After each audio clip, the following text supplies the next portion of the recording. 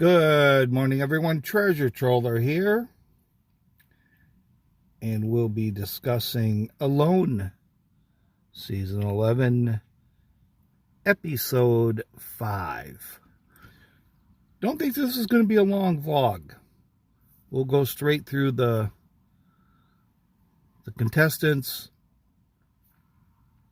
Maybe add a little this and that, but I don't think this will be a long one. So we'll just go right from the start. We'll go with Timba. So I guess he gets the moose. He got the moose. Game over. Pack it in. Season's done. Right? I'm not so sure. But what's rather ironic is that there's been the two moose taken out, Timbas and Jordan Jonas. And they both happened in episode 5, within a day or two of one another.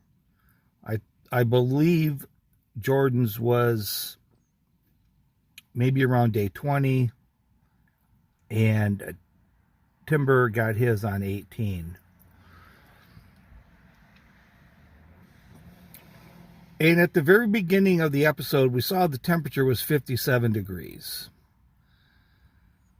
So I had said something earlier about the temperature, and someone had said, well, you know, the animal's getting to it before that, which I temporarily forgot about that. I didn't forget about it this time. I still think the temperature is going to be a factor. The meat that he's smoking, I'm thinking that's about maybe a third of the moose. I bet he still has a lot in that temporary storage, which is already getting into. He put it down by the river, which is a little bit cooler, but everything goes down there to drink. So I don't think it's all that safe. I think he's got more to worry about from the varmint getting into it, like those mink and mice and everything else. But I go back and forth on if it was the right time, but I guess there's never a wrong time to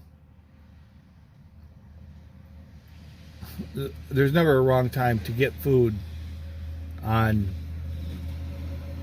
Alone. It was a much better shot. It was a lot closer shot, and I have to give him a lot of credit. I mean, he put that arrow right in the boiler room. I'm very surprised that moose only went, I don't know, it's hard to tell, but maybe 100 yards. He dropped it within 100 yards or so. I mean, that was an incredible shot. I got to give him that. I'm a little bit worried though about the temperature and how much of that meat's going to actually spoil. And Jordan was talking about how after he got his, sort of how the mind starts playing games with you. He's thinking, well, if I got a moose, everyone else got one. And if I'm catching fish, everyone else is catching fish, which is a little bit of the opposite. I watched that season 1 of Australia. I think I'm going to do a quick recap of that and then get into season 2. But there was a contestant on the Alone Australia, and he wasn't getting any fish. And so he was thinking, well, I'm not getting any fish, but I'm just thinking he's thinking everyone else is.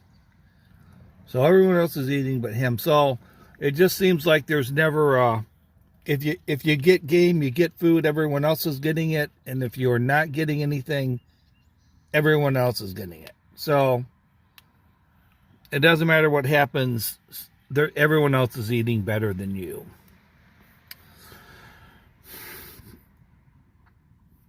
And then we go to Jake. I think Jake is this season's Make-A-Wish child. I mean, this guy, he burns his hand, sits down on a rock, and cracks his tailbone. But on the bright side, he has done nothing to his vocal cords, so his voiceover career is still intact. Jake, please don't hurt your voice. It's a $1 million voice. Please. You can make more money on voiceovers than you could on a loan. Please tap out and get into it. Then we go to Dub. I guess we got the lighthearted version of Dub this week. I do like his shelter. He looks like he kind of modified it a little bit, refortified it. He's got the fireplace inside. I think if he's there through the winter or when it starts getting cold, I think that's going to be a pretty decent sized shelter for it looks like it's heavily insulated. So it looks like he might fare okay. The spring pole he used, I have no idea how that works.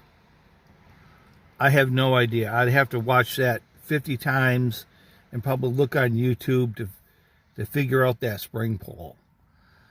All it does is take away setting the hook, which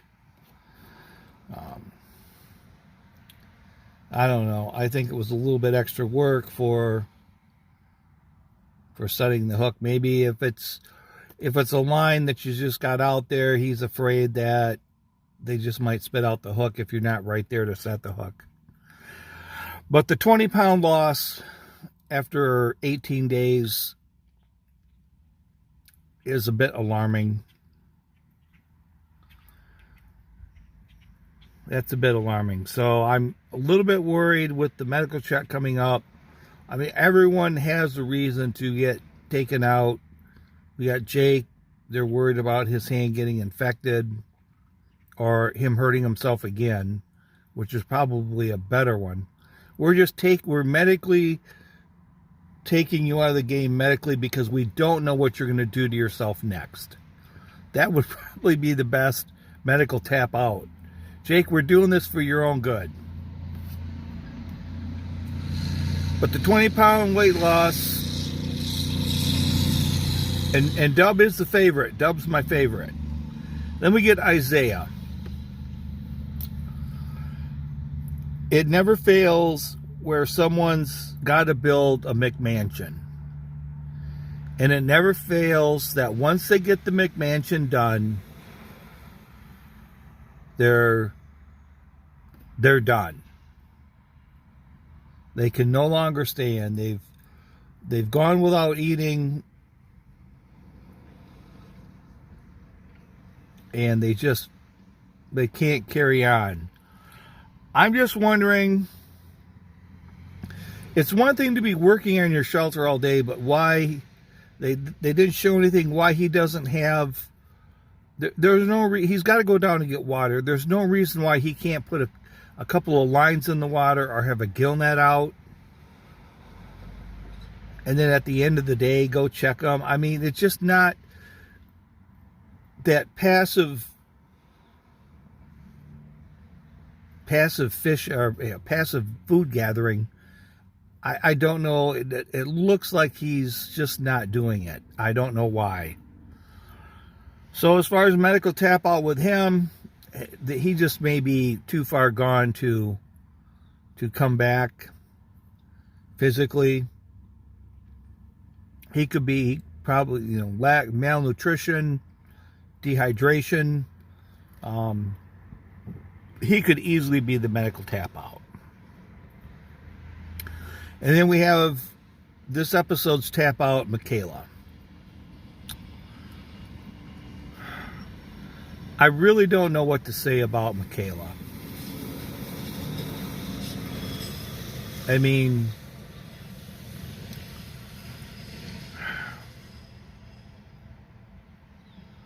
I'm a bit speechless. Well, I know what I want to say, but I don't want to say it.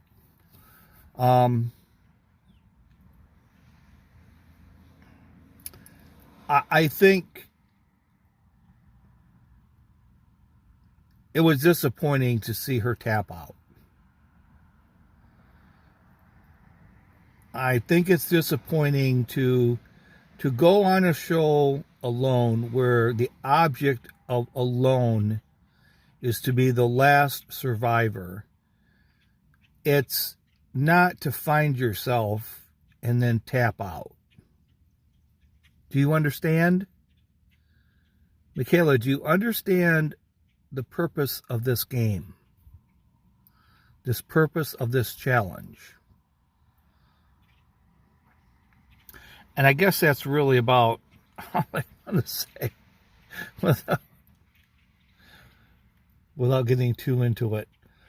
Who we didn't see William as far as medical takeout. I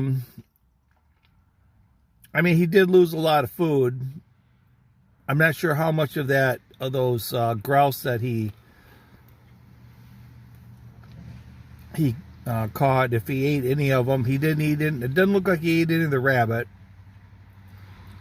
He did catch some fish. So it's really hard to tell how much he's been eating. And then we have Sarah, who's been living on roots. And I think one grouse. She's the oldest contestant.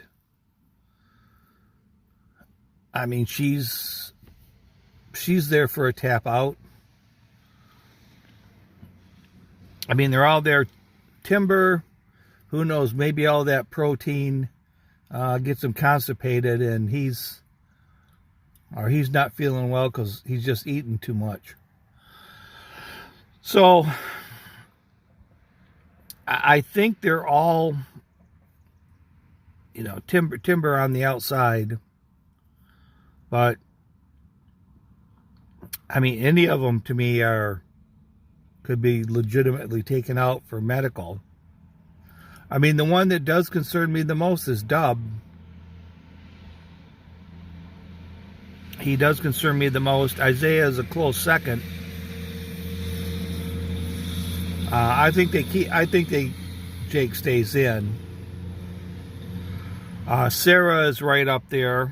I think you got Dub, Isaiah, and Sarah would be my one of three. So, unfortunately, the kiss of death lands on Timber and Jake and William.